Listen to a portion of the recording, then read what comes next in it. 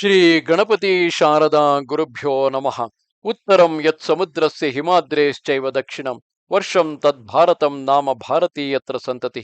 ಶ್ರೋತೃಗಳಿಗೆ ಶ್ರೀ ಸ್ಕಾಂದ ಮಹಾಪುರಾಣದ ಎರಡನೆಯ ವೈಷ್ಣವ ಖಂಡದ ಪುರುಷೋತ್ತಮ ಕ್ಷೇತ್ರ ಮಹಾತ್ಮ್ಯದ ಜೈಮಿನಿ ಋಷಿ ಸಂವಾದದಲ್ಲಿ ನಾರ್ ಜೈಮಿನಿ ಋಷಿ ಸಂವಾದದಲ್ಲಿ ಇಂದ್ರದ್ಯುಮ್ನ ಕೃತ ಭಗವತ್ ಪೂಜನ ಗಾಲ ನೃಪತಿ ವೃತ್ತಾಂತ ವರ್ಣನವೆಂಬ 26ನೆಯ ಅಧ್ಯಾಯಕ್ಕೆ ಸ್ವಾಗತ.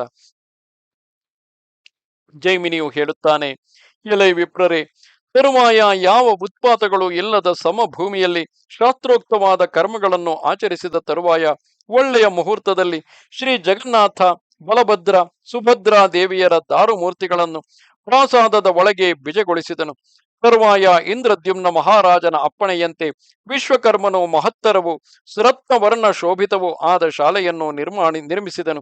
ಸಭಾಭವನದ ಪೂಜಾ ಸಮಯದಲ್ಲಿ ಪೂಜಾ ವಸ್ತುಗಳು, ಹವಿಸ್ಸುಗಳು, ಸಮಿತ್ತು ಮತ್ತು ಕುಶಗಳು, ನಾನಾ ವಿಧವಾದ ಭೋಜನ ಪದಾರ್ಥಗಳು, ವಿಧವಾದ ಗೀತ ನೃತ್ಯಗಳು ಎಲ್ಲವೂ ಸಿದ್ಧವಾಗಿದ್ದುವಲ್ಲದೆ ಇಂದ್ರದ್ಯುಮ್ನನು ಪೂರ್ವದಲ್ಲಿ ಸಾಮ್ರಾಜ್ಯವನ್ನು ಆಳುತ್ತಿದ್ದಾಗ ಯಾವ ಸಂಪತ್ತುಗಳು ಕಂಗೊಳಿಸುತ್ತಿದ್ದವು ಆ ಸಂಪತ್ತುಗಳಿಗಿಂತಲೂ ಶ್ರೇಷ್ಠತರಗಳಾದ ಸಂಪದ್ ವಿಶೇಷಗಳು ಆ ಶಾಲಾ ಭವನದಲ್ಲಿಯೂ ರಥ ಪ್ರತಿಷ್ಠಾದಿ ಸಮಯಗಳಲ್ಲಿಯೂ ವಿರಾಜಿಸುತ್ತಿದ್ದವು. ಆ ಕಾಲದಲ್ಲಿ ಗಾಲನೆಂಬ ರಾಜನೊಬ್ಬನು ಭೂಮಂಡಲವನ್ನು ಆಳುತ್ತಿದ್ದನು. ಅವನು ಸಹ ಆ ಪುರುಷೋತ್ತಮ ಕ್ಷೇತ್ರದಲ್ಲಿ ಶಿಲಾಮಯವಾದ ಮಾಧವನ ಪ್ರತಿಮೆಯೊಂದನ್ನು ಮಾಡಿಸಿ ಚಿಕ್ಕದೊಂದು ಪ್ರಾಸಾದವನ್ನು ನಿರ್ಮಿಸಿ ಆ ಪ್ರಾಸಾದದಲ್ಲಿ ಆ ಮೂರ್ತಿಯನ್ನು ಪ್ರತಿಷ್ಠಿಸಿ ಬಹಳ ಸಂಪತ್ ಸಮೃದ್ಧಿಯಿಂದ ಪೂಜೆ ಮಾಡಿ ಸಂತೋಷಗೊಂಡು ಆದರ ಪೂರ್ವಕವಾಗಿ ಹೊರಬಂದು ದೂತರಿಂದ ಇಂದ್ರದ್ಯುಮ್ನೆಸಗುವ ಭಗವತ್ ಪ್ರತಿಷ್ಠಾ ವೃತ್ತಾಂತವನ್ನು ಕೇಳಿ ತಿಳಿದುಕೊಂಡನು. ಒಡನೆಯೇ ಆ ರಾಜನು ಕುಪಿತನಾಗಿ ಸೈನ್ಯ ಸಮೇತನಾಗಿ ನೀಲಾಚಲಕ್ಕೆ ಬಂದು ಅಲ್ಲಿ ಮಾನವರಿಗೆ ಸ್ವಪ್ನದಲ್ಲಿಯೂ ದೊರಕಲಸದಳವಾದ ಪ್ರತಿಷ್ಠಾ ಸಂಭಾರಗಳನ್ನು ಕಣ್ಣಾರೆ ಕಂಡನು. ನರಾಧಿಪನಾದ ಆ ಗಾಲನು ಅವುಗಳನ್ನು ಕಂಡೊಡನೆಯೇ ಪರಮಾಶ್ಚರ್ಯ ಭರಿತನಾಗಿ, ಇದೇನು ಸಮಾಚಾರ, ಇಂತಹ ಪ್ರತಿಷ್ಠಾ ಕಾರ್ಯವನ್ನು ಮಾಡುವವರಾರು ಎಂದು ಯೋಚಿಸುತ್ತಾ ಸುಮ್ಮನೆ ನಿಂತನು. ತರುವಾಯ ಅವನು ಬಹು ಪ್ರಯತ್ನ ಪೂರ್ವಕವಾಗಿ ಅಲ್ಲಿದ್ದವರಿಂದ ಬ್ರಹ್ಮಲೋಕದಿಂದ ಬಂದಿರುವ ಇಂದ್ರದ್ಯುಮ್ನ ರಾಜನೇ ಆ ದೇವಾಲಯದ ನಿರ್ಮಾಣ ಕರ್ತನೆಂಬ ವಿಷಯವನ್ನು ಅರಿತುಕೊಂಡನು. ಇಂದ್ರದ್ಯುಮ್ನನು ಸ್ವಾಮಿಯನ್ನು ದಿವ್ಯವಾದ ಆ ಪ್ರಾಸಾದದಲ್ಲಿ ಪ್ರತಿಷ್ಠಿಸಲು ದೇವತೆಗಳೊಡಗೂಡಿ ಬಂದು ಪದ್ಮನಿಧಿಯಾದ ಕುಬೇರನೊಡನೆಯೂ ಗುರುವಾದ ನಾರದ ಮುನಿಯೊಡನೆಯೂ ಪ್ರತಿಷ್ಠಾ ಸಂಭಾರಗಳನ್ನು ಸಂಗ್ರಹಿಸಿರುವುದನ್ನು, ಆ ಪ್ರತಿಷ್ಠೆಗೆ ಸಾಕ್ಷಾತ್ ಬ್ರಹ್ಮದೇವನೇ ದಯಮಾಡಿಸುವನು ಎಂಬಿವೆ ಮೊದಲಾದ ಎಲ್ಲ ಸುದ್ದಿಯನ್ನು ಕೇಳಿ ಇದು ದೇವತೆಗಳ ಚೇಷ್ಟಿತವೆಂದು ಮನದಟ್ಟು ಮಾಡಿಕೊಂಡನು.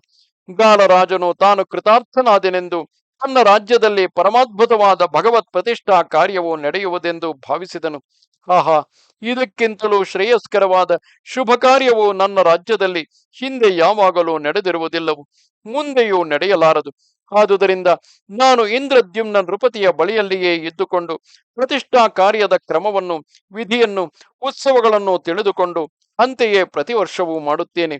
ಸಾಕ್ಷಾತ್ ಬ್ರಹ್ಮರೂಪನಾದ ಈ ದಾರುಮಯ ಜನಾರ್ದನನನ್ನು ನನ್ನ ದುರದೃಷ್ಟ ವಶದಿಂದ ಈವರೆಗೂ ನಾನು ತಿಳಿದು ಸೇವಿಸದೆ ಜನ್ಮವನ್ನೇ ವಿಫಲವನ್ನಾಗಿ ಮಾಡಿಕೊಂಡೆನು.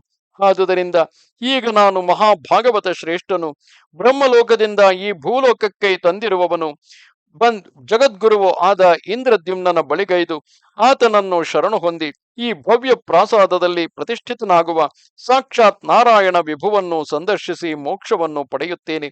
ಇದೇ ನಿಶ್ಚಯವು. ಆ ದೊರೆಯು ಶ್ರೀಮನ್ನಾರಾಯಣ ಮೂರ್ತಿಯನ್ನು ಇಂತು ದೇವಾಯತನದಲ್ಲಿ ಪ್ರತಿಷ್ಠಿಸಿ ಪೂಜಾದಿಗಳನ್ನು ನನಗೆ ವಹಿಸುವನು. ಬ್ರಹ್ಮಲೋಕಕ್ಕೆ ಹೋದ ಯಾವನು ತಾನೇ ಭೂಲೋಕದಲ್ಲಿ ನಿಂತಾನು. ಆದುದರಿಂದ ಆ ಇಂದ್ರದ್ಯುಮ್ನ ರಾಜನು ಸ್ವಾಮಿಗೆ ನಡೆಯಬೇಕಾದ ಪೂಜೋಪಚಾರಗಳೆಲ್ಲವೂ ಸರಿಯಾಗಿ ನಡೆಯುವಂತೆ ಆಜ್ಞಾಪಿಸಿ ಪ್ರಭುವಿಗೆ ಕೋಶವನ್ನು ಸಂಗ್ರಹಿಸಿಟ್ಟು ಬ್ರಹ್ಮನೊಡನೆ ಅವಶ್ಯವಾಗಿಯೂ ಪುನಃ ಬ್ರಹ್ಮಲೋಕಕ್ಕೆ ಹೋಗುತ್ತಾನೆ ಎಂಬ ಪ್ರಕಾರವಾಗಿ ಆ ಗಾಲರಾಜನು ತನ್ನ ಮಂತ್ರಿಗಳೊಡನೆ ಆಲೋಚಿಸಿ ಮಹಾವಿಷ್ಣು ಭಕ್ತನಾದುದರಿಂದ ಕೇವಲ ವಿನಯದಿಂದಲೂ ಸಂತೋಷದಿಂದಲೂ ಆ ಇಂದ್ರದ್ಯುಮ್ನ ರಾಜನ ಬಳಿಗೆ ಹೊರಟು ದೂರದಿಂದಲೇ ಆತನನ್ನು ಕಂಡು ಪ್ರಣಾಮ ಪೂರ್ವಕವಾಗಿ ತಲೆಯಲ್ಲಿ ಕೈಗಳನ್ನು ಜೋಡಿಸಿಕೊಂಡು ಭಯಭಕ್ತಿಗಳಿಂದ ಆತನನ್ನು ಕಂಡು ಮೆಲ್ಲಗೆ ಆತನ ಬಳಿ ಸಾರಿದನು. ದೇವ, ನೀನು ರಾಜರಿಗೆಲ್ಲ ರಾಜನಾಗಿರುವೆ, ಮರ್ತ್ಯನಾಗಿರುವೆ, ಆದರೂ ನೀನು ಬ್ರಹ್ಮಲೋಕದಲ್ಲಿ ಇರುವವನು.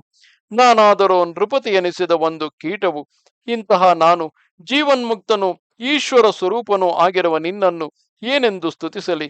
ಓ ಸ್ವಾಮಿಯೇ, ನಾನು ನಿನ್ನ ಮಹಿಮೆಯನ್ನು ಅರಿಯದೆ ಮಹತ್ತರವಾದ ನಿನ್ನ ಪೌರುಷವನ್ನು ಮಾತ್ರ ಕಂಡು ನನ್ನ ಮಂತ್ರಿಗಳೊಡನೆ ಮಂತ್ರಾಲೋಚನೆಯನ್ನು ಮಾಡಿ ನಿನ್ನೊಡನೆ ಕಾಳಗ ಮಾಡಲೈ ತಂದೆನು.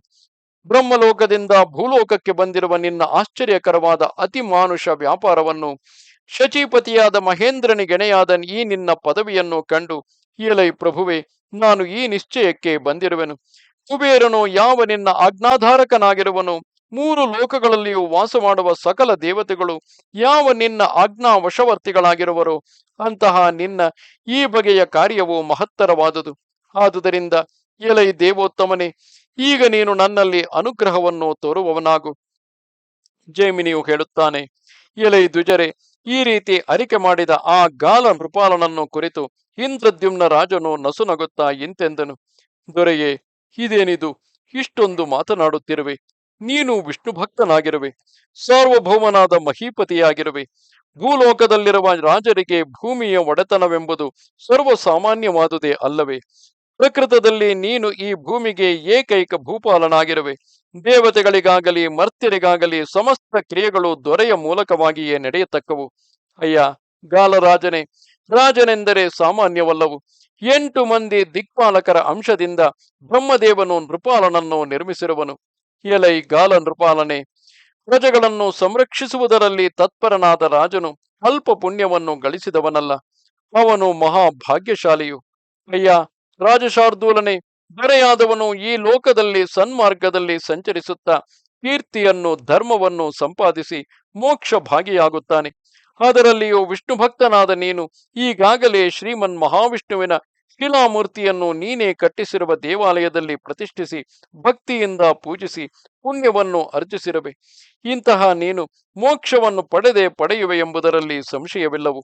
ಯಾವನಾದರೆ ದಿವ್ಯ ಪ್ರಾಸಾದದಲ್ಲಿ ಶ್ರೀಹರಿಯ ಅರ್ಚಾ ಮೂರ್ತಿಯನ್ನು ಶಾಸ್ತ್ರೋಕ್ತವಾಗಿ ಸ್ಥಾಪಿಸುವನು, ಅವನು ದೇಹ ಬಂಧವನ್ನು ಕಳೆದು ವಿಷ್ಣು ಲೋಕವನ್ನು ಪಡೆಯುತ್ತಾನೆ.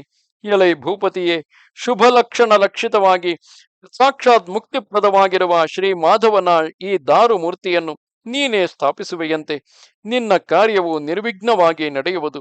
ನನಗಾದರೂ ಪ್ರಕೃತದಲ್ಲಿ ಮನ್ವಂತರವು ಕಳೆದಿರುತ್ತದೆ. ನನ್ನ ಕಾರ್ಯವು ಈಡೇರುವುದೋ ಇಲ್ಲವೋ ಎಂಬ ವಿಷಯದಲ್ಲಿ ನನಗೆ ಸಂಶಯವಾಗಿರುವುದು. ಈ ವಿಷಯದಲ್ಲಿ ನಾನು ಸ್ವತಂತ್ರನಲ್ಲವು. ಎಲೆ ನೃಪೋತ್ತಮನೇ, ಈಗಲೇ ದಾರುಮಯ ಬ್ರಹ್ಮನ ಪ್ರತಿಷ್ಠಾಪನೆಯ ವಿಷಯದಲ್ಲಿ ನಾನು ಚತುರ್ಮುಖ ಬ್ರಹ್ಮನನ್ನು ಪ್ರಾರ್ಥಿಸಿಕೊಂಡಿರುವೆನು. ಆದುದರಿಂದ ಆತನನ್ನುಳಿದು ನಿಪ್ಪಾರು ತಾನೇ ಸಾಕ್ಷಾತ್ ಶ್ರೀಹರಿಯ ಈ ಮೂರ್ತಿಯನ್ನು, ಈ ಪ್ರಾಸಾದವನ್ನು ಪ್ರತಿಷ್ಠಿಸಿಯಾರು. ಆ ವಿಧಾತೃವು ಇಲ್ಲಿ ಸನ್ನಿಧಿಯನ್ನು ಅನುಗ್ರಹಿಸಿದುದಾದರೆ ನಾನು ಆತನ ಮೂಲಕ ದಾರುಮಯವಾದ ಶ್ರೀ ಮಹಾವಿಷ್ಣುವಿನ ಈ ದಾರು ಮೂರ್ತಿಗಳನ್ನು, ಈ 4 ಮೂರ್ತಿಗಳನ್ನು ಸ್ಥಾಪಿಸಿ ನಿನಗೆ ಸಮರ್ಪಿಸಿ ಹೊರಟು ಹೋಗುತ್ತೇನೆ. ಆ ತರುವಾಯ ಈ ಜಗತ್ಪತಿಯ ನಿತ್ಯ ಪೂಜೆಗಳನ್ನು, ರಥೋತ್ಸವಾದಿಗಳನ್ನು, ನಿತ್ಯೋತ್ಸವಗಳನ್ನು ನೀನೇ ನಡೆಸುವೆಯಂತೆ. ಪಿತಾಮಹನಾದ ಆ ಸ್ವಾಮಿಯೇ ಆಗಲಿ, ಬ್ರಹ್ಮದೇವನಾಗಲಿ ಏನೇನನ್ನು ಉಪದೇಶ ಮಾಡುವರೋ ಅವುಗಳೆಲ್ಲವನ್ನು ಧರ್ಮ ಸಂರಕ್ಷಕನಾದ ದೊರೆಯು ಪ್ರಯತ್ನ ಪೂರ್ವಕವಾಗಿ ಮಾಡತಕ್ಕದು. ಅಯ್ಯ ಮುನಿಗಳಿರ, ಗಾಲಭೂಪಾಲನು ಇಂದ್ರದ್ಯುಮ್ನ ರಾಜನು ಯೋಚಿಸಿ ನುಡಿದುದನ್ನು ಸಾಕ್ಷಾತ್ತಾಗಿ ಕೇಳಿದ ಬಳಿಕ ಇದೆಲ್ಲವನ್ನು ಆತನೇ ಆಜ್ಞಾಪಿಸಿದುದೆಂದು ತಿಳಿದು ಪರಮ ಸಂತುಷ್ಟನಾದನು. ತರುವಾಯ ಆ ರಾಜನು ಇಂದ್ರದ್ಯುಮ್ನನ ಸನ್ನಿಧಿಯಲ್ಲಿಯೇ ಆಜ್ಞಾಧಾರಕನಾಗಿದ್ದು ಆತನು ಹೇಳಿದುದೆಲ್ಲವನ್ನು ಜಾಗೃತೆಯಾಗಿ ನಡೆಸುತ್ತಿದ್ದನು. ಹೀಗೆ ಪ್ರಾಸಾದದ ಪ್ರತಿಷ್ಠೆಗೆ ಬೇಕಾದ ಸಂಭಾರಗಳೆಲ್ಲವನ್ನು ಸಜ್ಜುಗೊಳಿಸಿ ಆ ಇಂದ್ರದ್ಯುಮ್ನ ರಾಜನು ಸಿಂಹಾಸನಾಸೀನನಾಗಿ ದೇವತೆಗಳೆಲ್ಲರಿಂದಲೂ ಪರಿವೃತನಾಗಿ ಸಾಕ್ಷಾತ್ ದೇವೇಂದ್ರನಂತೆಯೇ ವಿರಾಜಿಸಿದನು. ಆ ಸಮಯದಲ್ಲಿ ಅಲ್ಲಿದ್ದವರೆಲ್ಲರೂ ಆಕಾಶದಲ್ಲಿ ಮಂಗಳಕರವಾದ ದೇವದುಂದುಭಿಗಳ ನಿನಾದಗಳನ್ನು, ದಿವ್ಯ ಮೃದಂಗ ವೀಣಾ ವೇಣುಗಳೇ ಮೊದಲಾದ ವಾದ್ಯ ಧ್ವನಿಗಳನ್ನು, ಸ್ವರ್ಗಲೋಕದ ಐರಾವತಾದಿ ಗಜೋತ್ತಮಗಳ ಬ್ರಹ್ಮಿತ ನಾದಗಳನ್ನು ಕೇಳಿದರು. ಎತ್ತೆತ್ತಲು ಜಯ ಜಯ ಶಬ್ದಗಳು ಕೇಳಿಬಂದವು. ಪುಷ್ಪ ವೃಷ್ಟಿಯಾಯಿತು. ಆಕಾಶಗಂಗೆಯ ತುಂತುರುಗಳೊಡಗೂಡಿ ಮಂದಾರ ಕುಸುಮ ಮಿಶ್ರಿತವಾದ ವೃಷ್ಟಿಯು, ದಿವ್ಯ ಪುಷ್ಪಹಾರ ಚಂದನ ಧೂಪಗಳ ಗಂಧಗಳು ದಶ ದಿಶೆಗಳಲ್ಲಿಯೂ ವ್ಯಾಪಿಸಿದ್ದವು. ವಿಮಾನಾರೂಢರಾದ ದೇವತೆಗಳ ಕಿರುಗೆಜ್ಜೆಗಳ ನಿಸ್ವನಗಳು ಕೇಳಿಬರುತ್ತಿದ್ದವು. ಇದಾದ ಬಳಿಕ ಭೂಮಂಡಲದ ಮೇಲಿರುವ ಸಮಸ್ತ ಜನ ಸಮುದಾಯದ ಕಣ್ಣುಗಳು ಕೋರೈಸುವಂತಹ ತೇಜೋರಾಶಿಯು ಭೂಮ್ಯಂತರಿಕ್ಷಗಳ ಮಧ್ಯಭಾಗವನ್ನು ತುಂಬಿದುದಾಗಿ ಆವಿರ್ಭವಿಸಿತು. ಇದೇನಿದೇನೆಂದು ಅಚ್ಚರಿಗೊಂಡವರಾಗಿ ಪ್ರಜೆಗಳೆಲ್ಲರೂ ಮೇಲೆತ್ತಿದ ಕಣ್ಣೋಟಗಳ ಮಾಲೆಗಳುಳ್ಳವರಾಗಿ ನೋಡುತ್ತಿರಲು ಕ್ರಮವಾಗಿ ಬ್ರಹ್ಮದೇವನ ವಿಮಾನೋತ್ತಮವು ಕಂಗೊಳಿಸಿತು. ಆ ವಿಮಾನವು ಸುತ್ತಲೂ 100 ಚಿನ್ನದ ಹಂಸಗಳ ಹೆಗಲುಗಳ ಮೇಲೆ ಒಯ್ಯಲ್ಪಡುತ್ತಿರುವುದಾಗಿ ಅಷ್ಟದಿಕ್ಪಾಲಕರ ಚಾಮರ ಹಸ್ತಗಳಿಂದ ಬೀಜಿತವಾಗಿ ಸೇವೆಗೊಳ್ಳುತ್ತಿದ್ದಿತು. ಗಂಗಾ ಯಮುನಾ ನದೀ ದೇವತೆಗಳು ತಮ್ಮ ಕೈಗಳಿಂದ ನೀರನ್ನು ಚಿಮುಕಿಸುತ್ತಿದ್ದರು. ಉಭಯ ಪಾರ್ಶ್ವಗಳಲ್ಲಿಯೂ ಚಂದ್ರ ಸೂರ್ಯರು ಶ್ವೇತ ಛತ್ರಗಳನ್ನು ಹಿಡಿದಿದ್ದರು. ಆಗಲ ವಿಮಾನವು ವಾಯುಗತಿಯಿಂದ ಮೆಲ್ಲನೆ ಅಲುಗುತ್ತಲಿದ್ದಿತು. ಗೌತಮಾದಿ ಮಹರ್ಷಿಗಳು ರಹಸ್ಯವಾಗಿ ಆ ಬ್ರಹ್ಮದೇವನನ್ನು ಸ್ತುತಿಸುತ್ತಿದ್ದರು. ಇಂತಹ ವಿಮಾನೋತ್ತಮದ ಮಧ್ಯದಲ್ಲಿ ವಿರಾಜಿಸುತ್ತಿದ್ದ ಬ್ರಹ್ಮದೇವನು ಇಂದ್ರದ್ಯುಮ್ನಾದಿಗಳಿಂದ ಸಂಸ್ತುತನಾಗಿ ದೇವತಾ ಸಮೂಹಗಳೆಲ್ಲವೂ ತನ್ನನ್ನು ಎತ್ತೆತ್ತಲು ಸ್ತುತಿಸುತ್ತಿರಲು ಕಟಾಕ್ಷಿಸಿ ನೋಡಿದನು. ಆಗ ರಂಭೆಯೇ ಮೊದಲಾದ ದೇವ ವೇಷಿಯರು ಭಯಭಕ್ತಿ ಭರಿತರಾಗಿ ಆ ದೇವನ ಮುಂಗಡೆ ನರ್ತಿಸುತ್ತಿದ್ದರು. ಹಾ ಹೂಗಳೇ ಮೊದಲಾದ ದೇವಗಾಯಕರು ಗಾಯನ ಮಾಡುತ್ತಿದ್ದರು. ಸಿದ್ಧ ವಿದ್ಯಾಧರ ಗಣಗಳು ಆದರ ಪೂರ್ವಕವಾಗಿ ಆ ಸ್ವಾಮಿಯ ಸನ್ನಿಧಿಯಲ್ಲಿ ವೀಣಾ ವಾದನವನ್ನೆಸಗುತ್ತಿದ್ದರು. ದೂರದಲ್ಲಿಯೇ ನಿಂತು ಕೈಗಳನ್ನು ಜೋಡಿಸಿಕೊಂಡವರಾಗಿ ತಪಸ್ವಿಗಳೆಲ್ಲರೂ ಆ ಚತುರಾನನನ್ನು ಉಪಾಸನೆ ಮಾಡುತ್ತಿದ್ದರು. ಸಾವಿತ್ರಿ ಶಾರದೆಯರೀರ್ವರು ಆ ಪ್ರಭುವನ್ನು ವಿಚಿತ್ರಗಳಾದ ವಾಕ್ಪ್ರಬಂಧಗಳಿಂದ ಸಂತೋಷಗೊಳಿಸುತ್ತಿದ್ದರು. ಎಲೈ ದ್ವಿಜರೇ, ಇವರೀರ್ವರನ್ನು ಬಿಟ್ಟು ಮತ್ತಾರು ತಾನೇ ಆ ಬ್ರಹ್ಮನನ್ನು ಸಂತೋಷಗೊಳಿಸಲು ಸಮರ್ಥರಾದರು? ಆ ಪದ್ಮೋದ್ಭವನು ಗಂಗಾ ಯಮುನಾ ನದಿ ದೇವತೆಗಳೆಸಗುತ್ತಿದ್ದ ಜಲಸೇಚನವುಳ್ಳವನಾಗಿ ಆ ವಿಮಾನದಲ್ಲೇ ತರುತ್ತಿರಲು ಗಂಧರ್ವ ಸಿದ್ಧಾದಿಗಳು ನಾರದನೆ ಮೊದಲಾದ ದೇವಮುನಿಗಳು ಕೈಗಳಲ್ಲಿ ಕೋಲುಗಳನ್ನು ಹಿಡಿದುಕೊಂಡು ಆ ವಿಮಾನದ ದಿವ್ಯ ಸೋಪಾನಗಳಲ್ಲಿ ಕಾಣುತ್ತಿದ್ದರು. ಆ ಸಮಯದಲ್ಲಿ ಆಕಾಶದಲ್ಲಿ ದೇವತೆಗಳ ಸಂಚಾರವು ಸಮೃದ್ಧವಾಗಿ ಪರಿಣಮಿಸಿತು. ಯಾವ ದೇವತೆಯು ಯಾವ ಮಾರ್ಗವಾಗಿ ಹೋಗುತ್ತಿರುವನೆಂಬುದನ್ನು ಯಾರೂ ಗಣಿಸಲಾಗಲಿಲ್ಲವು. ನಾನು ತಾನೆಂದು ಮುನ್ನುಗ್ಗುತ್ತಿರುವ ಆ ದೇವತೆಗಳ ಅತಿಶಯವಾದ ಸಮ್ಮರ್ದದ ದೆಸೆಯಿಂದ ಅವರಿಗೆ ಅವರವರ ವಾಹನಗಳಿಂದ ಭ್ರಂಶವು ಉಂಟಾಯಿತು. ಜಗನ್ಮಯನು ಜಗತ್ತಿನ ಸೃಷ್ಟಿ ಸ್ಥಿತಿ ಸಂಹಾರ ಕರ್ತೃವೂ ಆದ ಬ್ರಹ್ಮದೇವನೇ ಸಾಕ್ಷಾತ್ತಾಗಿ ಬಿಜ ಮಾಡುತ್ತಿರಲು ಅಲ್ಲಿದ್ದ ದೇವತೆಗಳಿಗೆ ಮಹಿಮೆ ಎತ್ತಣದು.